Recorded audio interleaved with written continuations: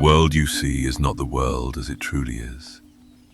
Every sound, every color, every face you recognize is filtered through a hidden framework. From the moment you opened your eyes as a child, you were handed a script, a program designed to define the limits of your perception. This is not metaphor. It is a pattern older than empires, older than memory itself. Ancient seers warned that what humans call reality is but a veil, a projection, a carefully woven net. To live without questioning it is like watching shadows on a wall, mistaking them for the fire itself. What you call reality is only the fractured reflection of a deeper, unseen order.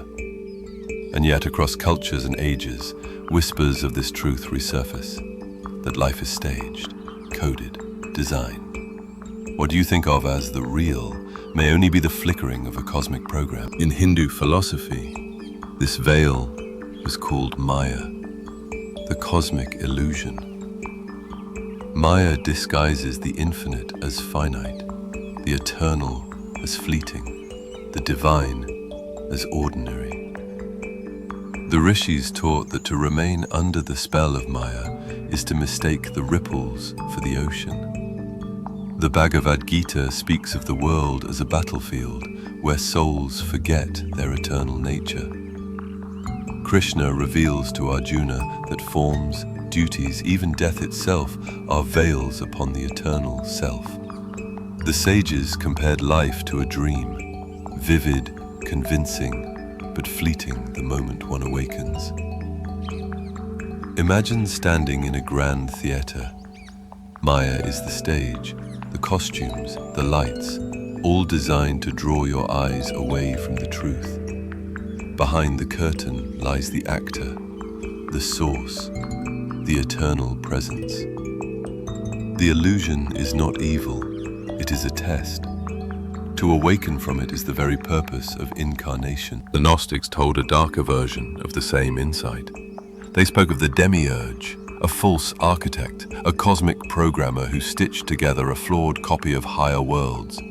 The Demiurge created rulers, archons, who regulate human perception, embedding within matter laws, routines, and codes. To the Gnostics, the world we see is not a divine paradise, but a copy, a prison built to contain divine sparks. The rules of physics, the boundaries of culture, even the patterns of thought, were described as chains forged by unseen hands. This was not simply mythology. For the Gnostics, it was a call to awaken, to pierce through the false light, to remember the divine source hidden beyond the imitation. They believed that every human carried within them a fragment of higher truth, buried under layers of programming. Modern science, though cloaked in rational language, edges toward the same revelation. Neuroscience reveals that the brain does not perceive reality directly. Instead, it constructs models, a simulation of the external world. When you see light, what you truly encounter are patterns of electrical impulses interpreted by the brain. When you hear sound, you experience not vibrations, but a translation into neural codes. Your experience is not raw reality, it is the brain's best guess, an internal program running within a dark skull. Scientists call this the predictive brain. It does not record reality like a camera. Instead, it generates hypotheses and fills in gaps. You live in a constructed narrative, one that feels real because it is consistent. What you call reality is in fact a hallucination, one agreed upon by many. But the program extends beyond biology. Every culture implants symbolic codes into its people, languages, myths, rituals, laws. These are not merely human inventions, they are lines of programming in the operating system of consciousness. The ancient Egyptians believed hieroglyphs held magical power, not because of superstition, but because they understood symbols shape perception. To control the symbol is to control the mind. In medieval Europe, secret orders preserved sacred alphabets and geometries, believing these patterns were the scaffolding of the cosmos itself. Even today, corporations and nations rely on symbols, flags, logos, icons that bypass reason and speak directly to the subconscious. The program runs not only in neurons, but in stories, in symbols, in rituals. Each word you learn, each belief you inherit, tightens the script. The operating system of culture binds the individual into a shared simulation. Throughout history, secret societies, mystics, and sages have claimed knowledge of this structure. The Hermetic texts describe reality as layered spheres, each governed by hidden intelligences. To rise beyond them was to free oneself from the chains of fate. Sufis spoke of the world as a dream within the dream of God. The whirling dervish spins not to dance, but to break the hypnotic spell of ordinary perception. Quantum physicists describe particles that flicker into existence only when observed, as if reality itself awaits the gaze of the observer before becoming real. Each tradition, in its own language, points to the same shocking truth. The cosmos behaves like a program, and sometimes the program glitches. People across cultures report strange anomalies, synchronicities that defy probability, déjà vu that bends time, prophetic dreams that foretell events.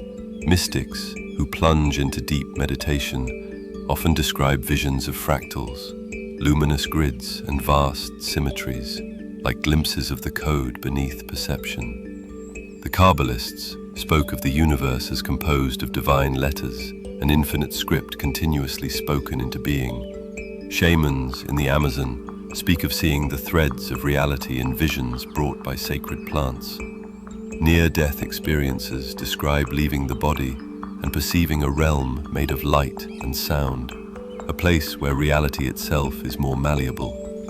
These are the cracks in the simulation, the seams of the stage. They suggest that what we call reality is not seamless, but stitched together, and that if one looks closely, the stitching can be undone. The ancients insisted that awakening is not about adopting a new doctrine, it is about seeing through the program. In Buddhism, this is enlightenment, piercing through the illusion of permanence and separateness. The Buddha compared existence to a dream, an awakening to the realization that the dreamer and the dream are not two. In Christianity, it is the teaching of Christ to be in the world but not of the world, to walk among the illusions but remain anchored in the eternal truth. In Hermeticism, it is the ascent through the planetary spheres, each one a layer of programming controlled by cosmic rulers. Only when the soul rises beyond them does it remember its source. Awakening is not escape, it is recognition. It is the discovery that you are not the character in the program, not the mask, not the role. You are the one watching it unfold, but the program resists your awakening. It feeds distraction, fear, and desire. It cloaks itself in politics, entertainment, even religion itself. The ancient mystics warned that the program adapts. It weaves your longings into its patterns, offering counterfeit freedom, shallow pleasures, false lights. It whispers, "This is all there is." And yet, hidden teachings across time insist otherwise. The Emerald Tablet declared, "As above, so below. Reality is a reflection, a hall of mirrors. What you see is not what truly is, but the echo of deeper patterns." The program is cunning, but it is not complete. Every mirror hints at the light it reflects. Every cage hints at the space beyond its bars. How then does one step beyond? Mystics across traditions converge on the same methods: silence, meditation, fasting, prayer, sacred chants, contemplation of hidden texts. These practices disrupt the code. They loosen the grip of symbols and scripts. The Sufis chant divine names until the mind dissolves. Yogis withdraw senses inward until the program flickers. Hermetic alchemists reimagine the body as a vessel of transformation, aligning with cosmic forces to transcend material bonds. Each path points to the same end, piercing the veil, glimpsing the truth beyond appearances. The key is not belief, but direct experience. For once the program is seen as program, it cannot hold the same power. What is revealed when the illusion cracks? Not another layer of illusion, but the self. Not the ego, not the fleeting identity, but the boundless witness. The Upanishads call it Atman, the self beyond death. The Gospel of Thomas calls it the light within man, saying, "When you know yourselves, then you will be known." The Sufis call it the beloved, the one sought in every longing. This self is not a part of the program. It is the awareness in which the program arises. It is the stillness beneath the motion, the silence beneath the sound, the eternal presence in which the dream unfolds. So remember this: what you see, hear, and touch is not the full story. You walk through a program of matter and mind, a carefully designed experience that teaches, tests, and binds. But hidden in every glitch, every symbol, every moment of silence is an opening. Through these openings you may glimpse what countless mystics have whispered across centuries: that you are not the program, you are not the dream, you are the dreamer. And once you recognize this, the illusion can no longer hold you. The program continues to run, but you, awakened, walk freely within it. You just uncovered another secret. With JB Animated Mysteries. If this journey spoke to you, like, share, comment, and subscribe so you never miss the hidden truths waiting in the shadows. Until we meet again, remember, the veil is thin and the mysteries are endless.